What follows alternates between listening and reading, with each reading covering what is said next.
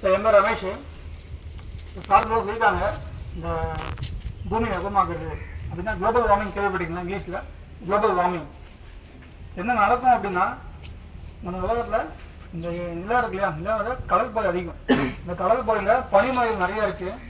இந்த வெப்பம் அதிகமாச்சுன்னா பனிமலை உருகி கடல் மட்டம் அதிகமாகும்போது என்ன ஆகும்? பூமி கடலுள்ள போயிடும். அப்போ கடல் பக்கத்தில் இருக்கிற எல்லாமே நம்ம தமிழ்நாடு எங்கே இருக்குது? கீழே இருக்குது. கடலுக்கு பக்கத்தில் இருக்குது. சென்னை இன்னும் அதை ஒட்டி இருக்குது. சென்னை காஞ்சிபுரம். ஸோ கடல் மட்டம் அதிகமாக நம்ம தான் கடலுக்குள்ளே போகுது. ஸோ இதெல்லாம் தவிர்க்கணும் தான் இந்த மாதிரி மரம் நடணும், மாசு கட்டுப்பாடு கொண்டு வரணும், டீசல் யூஸ் பண்ணக்கூடாது, புகைலாம் கட்டுப்பாடு கொண்டு வரணும். நிறைய விஷயம் இப்போ கவர்மெண்ட் பண்ணிக்கிருக்காங்க குறைக்கிறதுக்காக. இதெல்லாம் நம்ம பண்ண தேவையில்லை. நம்ம பண்ண வேண்டியது இருக்கிற மரத்தை அழிக்காம இருந்தாலே போதும். ஏன்னா அது நிறைய பண்ணிட்டாங்க தெரியுங்க. நம்ம இப்போ அழிச்சிட்டு இருக்கோம். அழிக்கிறத குறைச்சிட்டு ஆக்கிறது வேணாம், பரவாயில்ல, இருக்கிறத காப்பாற்றணும். வீட்டில் ஒரு மரம் எடுத்து அம்மா வைக்காங்கன்னா வெட்டாதம்மா, தள்ளி கொஞ்சம் விட்டு கட்டிக்கம்மா வீட்டை, அந்த மாதிரி நம்ம சைட்லேருந்து சஜஸ்ட் பண்ணணும், வீட்டில் சொல்லிக் கொடுக்கணும். ரெண்டாவது விஷயம், நம்ம மனுஷங்களோட மரம்னு சொல்லி ரொம்ப சந்தோஷப்படலாம். ஏன்னா மனுஷன் சொல்றதுக்கு பேர் மட்டும் மனிதன் இருக்கு. யார்ட்டையும் அதிகமாக மனிதத்தன்மை இல்லாமல் இருக்கு இந்த காலகட்டத்தில். தான் இருந்தால் போதும், தனக்கு இருந்தால் போதுன்ற எல்லார்கிட்டையும் இருக்கு. இல்லாம மரங்கிறது நீ வெட்டி போடாம திரும்ப உங்களுக்கு நல்லதான் கொடுக்கும், கெடுதல் பண்ணவே பண்ணாது. நம்ம மரம் என்ன கொடுக்குது? நிழல் கொடுக்குது. வேற என்ன கொடுக்குது? காற்று கொடுக்குது, தண்ணி கொடுக்குது. முக்கியமான விஷயம் சொல்லிட்டீங்க. இங்கெல்லாம் நிக்கிறீங்க இல்லையா, உயிரோட இருக்க காரணம் ஆக்சிஜன். யார் கொடுக்குறது? ஃப்ரீயா வருது. ஒரு 3 வருஷத்துக்கு முன்னாடி கொரோனா வந்துச்சு, ஞாபகம் இருக்கா? அப்ப என்ன பண்ணோம்? ஹாஸ்பிட்டல் போய் கொரோனா படுத்தா ஒன்னும் தேவைப்படுச்சு, ஆக்சிஜன் தேவைப்படுது. அந்த ஆக்சிஜன் எங்க கேட்டாங்க? ஒரு சிலிண்டரும் 10,000 20,000 கொடுத்து பணம் கொடுத்து வாங்கினா கூட காசு இருந்தாலும் ஆக்சிஜன் கிடைக்கல. இப்ப நமக்கு ஃப்ரீயா கொடுத்துருக்கு மரம், யாரும் கண்டுக்கல.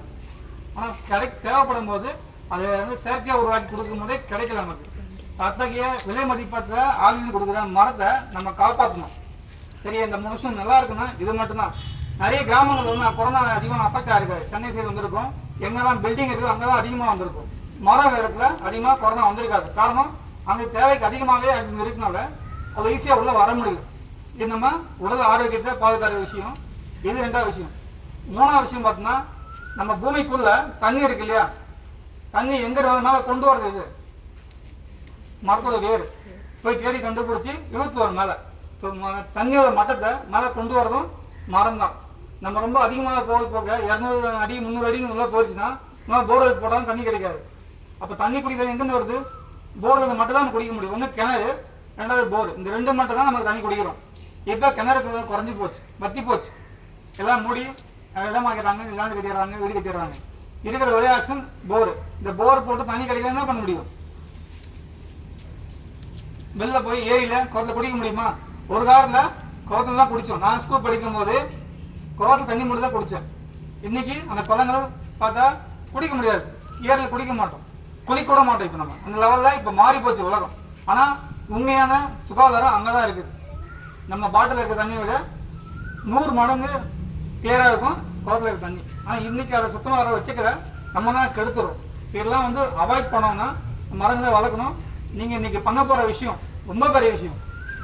நீங்கள் வருங்காலத்துக்கு ஹெல்ப் பண்ண போகிறீங்க. நீங்கள் இந்த காலத்தில் இருக்கீங்க, இன்னும் வளர்ந்துருக்கீங்க, இன்னும் பிறக்க போகிற குழந்தைங்களுக்கு நீங்கள் ஹெல்ப் பண்ண. இன்றைக்கி வந்தால் இன்றைக்கி அஞ்சிடாது. இந்த மரம் எப்போ நட்டுருப்பாங்க நினைக்கிறீங்க? அவ்வளோ வருஷம் இருக்கும். இன்றைக்கி அது பாவத்துக்கு எல்லாம் வெயில் நிற்கிறோம். திரும்ப பாருங்கள், இந்த மீட்டிங் ஆரம்பிக்கும் போது அங்கே இருந்தவங்க எல்லாம் கொஞ்சம் உள்ள வந்துட்டே இருக்கீங்க, கியூ குறைச்சி. இப்போவும் நமக்கு இடம் கொடுக்குது அந்த மரம் தான். அத்தகைய மரத்தை நம்ம பாதுகாக்கணும். உங்கள் எல்லா வீட்லையும் சொல்லுங்கள். உங்கள் ஒவ்வொரு சமயம் சொன்ன மாதிரி பிறந்த நாளைக்கு, கல்யாண நாள், வீட்டில் அப்பா அம்மாவுக்கு நல்ல விஷயம் நடக்குது, நல்ல ஃபங்க்ஷன் வைக்கிறீங்கன்னா கூட ஒரு சின்ன ஒரே ஒரு மரம் நடக்கும். உங்கள் லைஃப்பில் ஒரு மரம், பல கோடி பேர் இருக்கும். பல கோடி பேர் உங்கள் ஆளுக்கு ஒரு மரம், லைஃப்பில் ஒரு மரம் நட்டாலே இவ்வளோ மரம் வந்திருக்கும். அப்போ வருஷத்துக்கு ஒரு மரம் நட்டால் என்ன ஆகும்? பெருசாக யோசிக்க வேணாம், ஒன்றே ஒன்று உன்னால் முடிஞ்சது காப்பாடு. அது போக ஏதாவது நீ பண்ணது. இந்த மனுஷன் பிறந்ததுக்கு ஒரு மரத்தை நட்டு வளங்க. சரியா? இன்னைக்கு நம்ம பண்ண போகிற விஷயம் ரொம்ப பெரிய விஷயம். அது எல்லாருக்கும் தேங்க்ஸ். நம்ம அரேஞ்ச் பண்ணாலுமே நீங்கள் வந்து இதை பண்ண போகிறீங்க, உங்கள் வேலை பண்ண போகிறீங்க. சார் பார்த்தேன் டீமாக பிரித்து விட்டாங்க. ஐ திங்க் எனக்கு புரிஞ்சது, இந்த டீம் ஒவ்வொரு டீமும் 10 பேரும் அந்த மரத்தை காப்பாற்ற போகிறீங்க இதுக்கப்புறம். கரெக்டாக சார்? ஐ திங்க் நீங்கள் பிளான் பண்ணது. தேங்க்யூ, நன்றிப்பா. அதே போல் இந்த மரம் வந்து இன்னைக்கு ஒரு நாள் நான் நட்டுட்டு போயிடுவேன். நீங்கள் அனைவரும் தான் அதை பாதுகாக்கணும். உங்கள் கண்ணை எப்படி நீங்கள் பார்க்க முடியும்? கண்ணை இமை போல பார்த்துக்கணும். ஏன்னா ஒரு மரத்தை வந்து நீங்கள் குழந்தைங்க யாருன்னா அதை கிள்ளி விட்டாங்கன்னா கூட நீங்கள் வந்து வாத்தியார்கிட்ட போய் சொல்லாதீங்க, அடிச்சிடுவாங்க. குழந்தைங்க சொல்லுங்க, நீங்களே சொல்லுங்க, சரிங்களா? ஏன்னாக்கா மரங்களை அவ்வளோ நம்ம கண்ணு போல பார்த்துக்கணும். அப்போதான் இன்னைக்கு நீங்கள் சுவாசிக்கிற காற்று நாளைய தலைமுறை சுத்தமான காற்று சுவாசிங்க. அப்போதான் இது ஏதோ வந்து சொல்கிறாங்க, இந்த காதலை வாங்கி அந்த காதலை விட்டு போயிட்டோன்னு நீங்கள் நினச்சிங்க அப்படின்னா இன்னைக்கு நான் சொல்லிட்டு நான் போயிடும். நாளைக்கு நீங்கள் தான் பாதிக்கப்படுற போது நீங்கள் தான் வருங்கால தலைமுறைகள், சரிங்களா? இளைஞர்கள் கைகள் தான் இந்தியான்னு சொல்லிட்டு சொல்கிறாங்க. நீங்கள் தான் குழந்தைங்க நாளைக்கு வளர்ந்து இளைஞர்களாக ஆகும்போது தான் அதனுடைய பாதிப்பை உணரும் போது. ஏன்னா மரம்ன்றது இன்னைக்கு ஒரு நாள்ல நட்டு நாளைக்கு வளர்ந்துற போறது கிடையாது. குறைந்தபட்சம் ஒரு 5 வருஷமாக ஆனாதான் அது மரம். இன்னைக்கு குழந்தை. அதே போல நம்ம ஐயா வந்து சந்திரசேகர் ஐயா வந்து இந்த வாய்ப்பு எனக்கு அளித்து சந்திரசேகர் ஐயா அவர்களுக்கும் மற்ற அனைத்து ஆசிரியர்களுக்கும் என்னுடைய வள மரக்கலையின் சார்பாக நான் நன்றியை தெரிவிக்கிறேன். இதே போன்று எங்கள் பள்ளிக்கூடம் எங்கே வந்து மரக்கன்று நடனா கூட செய்து சொல்லுங்க. நாங்கள் வந்து முன்னெடுத்து நண்பர்கள் மத்தியில் முன்னெடுத்து நட்டு கொடுக்கறது யார் புதுவெளியில் நடுறதுக்கு நாங்கள் சிரமமாயிருக்கு. பாதுகாப்பு இருந்ததுன்னா நிச்சயமாக 50 மரக்கன்று கூட நாங்கள் நட்டு கொடுக்க தயார். குழந்தைங்களுக்கு மரக்கன்று கொடுக்கணுன்னா கூட தயாராக இருக்கிறோம், சரிங்களா?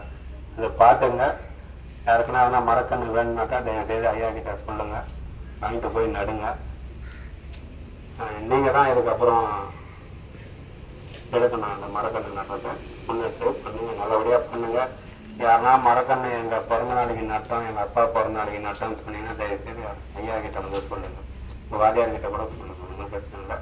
அப்போ தான் வந்து உங்களை கூப்பிட்டு வச்சு ஒரு பாராட்டு தெரிவித்தாங்கன்னா உங்களை பார்த்து நாளைக்கு பள்ளி மாணவர்கள் அடுத்த மாணவர்கள் நடுவாங்க. நல்லது செய்யறதுக்கு யாரும் தயவுசெய்து கூச்சப்படாதீங்க, தயங்காதீங்க. இன்னைக்கு நிறைய பேர் கூச்சப்படுறாங்க. நல்லது செய்யறதுக்கு தான் இங்கே கூச்சம் எங்கேருந்து வந்து தெரியல. கடைக்கு போய் ஒரு கூல்ட்ரிங்க்ஸ் வாங்கி சாப்பிட்றதுக்குலாம் கூச்சம் கிடையாது, அது வந்து தீமை. அதே போல் குடிக்கிற தண்ணீர் தயவுசெய்து கேன் தண்ணியெலாம் யாரும் குடிக்காதீங்க, அதனால பல வகை நோய்கள் வருது. பூமியில் போர்ல இருந்து வர தண்ணியை குடிங்க, சூடு பண்ணி குடிங்க, வெந்நீரை குடிங்க, அதுதான் உடலுக்கு ஆரோக்கியம். இல்லைன்னா சாதா தண்ணி பூமியிலேருந்து வர தண்ணியை மட்டும் கூட குடிச்சா கூட போதும். நன்றி, வணக்கம்.